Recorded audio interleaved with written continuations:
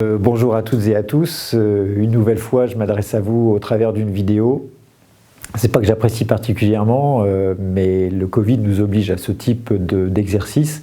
Et ce que j'espère, c'est que la prochaine fois, c'est-à-dire dès le mois de septembre, je pourrai recommencer les assemblées générales et entrer en contact direct, qu'on puisse avoir des échanges. C'est quand même plus sympathique. En attendant, je souhaitais m'adresser à vous pour deux choses, parce que ça me paraît important. La première, c'est que on devrait sortir du Covid quand même, enfin. On nous parle de quatrième vague, si tant est qu'il y en ait une troisième, est-ce que c'est pas une deuxième et demie? Enfin, je laisse les infectiologues s'écharper sur le sujet.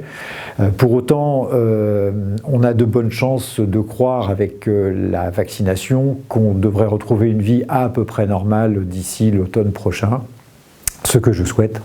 Et donc on peut commencer à tirer un premier bilan de ces presque 18 mois de prise en charge du Covid au sein de notre GHT. Et je crois qu'on peut être très fier de la manière dont on a géré cette crise.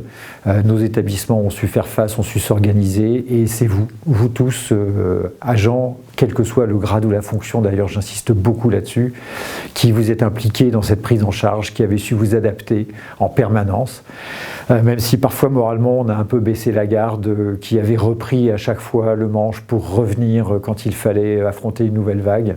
Et je voulais vous remercier parce que je suis particulièrement fier de la manière dont on a pu gérer cette crise.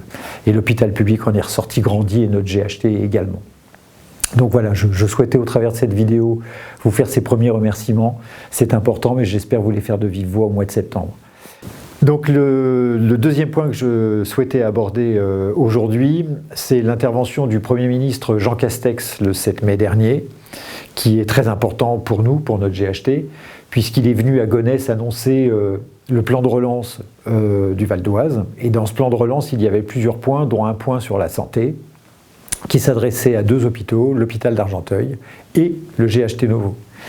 J'insiste beaucoup sur le GHT Novo parce que les mots de Jean Castex, c'est la reconstruction du plateau technique de Pontoise à hauteur de 350 millions d'euros et la reconstruction des sites du GHT Novo. Cette annonce de Jean Castex fait suite à une entrevue que nous avons eue avec l'ARS Île-de-France au mois de janvier dernier, où nous étions venus demander la reprise des négociations sur notre schéma directeur immobilier, puisque la prise en charge du Covid, c'est bien, mais il fallait vraiment envisager l'avenir, et pendant ce temps, nos murs continuent de vieillir et de mal vieillir.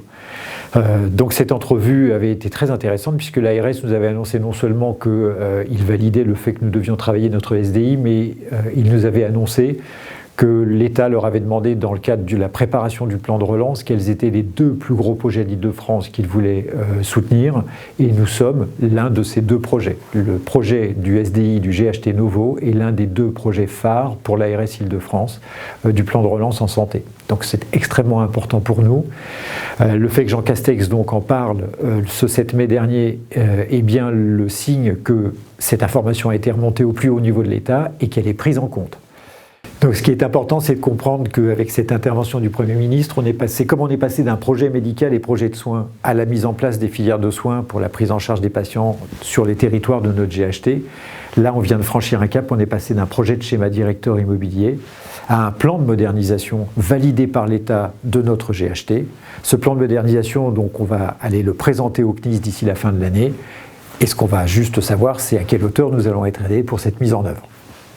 Donc cette annonce, c'est la reconnaissance de notre capacité à proposer des organisations, c'est la validation d'un travail énorme que nous avons fourni au cours de ces dernières années. Il faut maintenant qu'on affine ce plan de modernisation tel qu'on veut le présenter d'ici la fin de l'année au CNIS. Et je sais que je peux compter sur vous pour que nous puissions mettre en œuvre enfin ce projet qui nous tient à cœur depuis plusieurs années. Je vous remercie encore de votre engagement, de ce travail fourni. Et je vous dis à très bientôt pour en parler de vive voix, j'espère au mois de septembre prochain. Merci.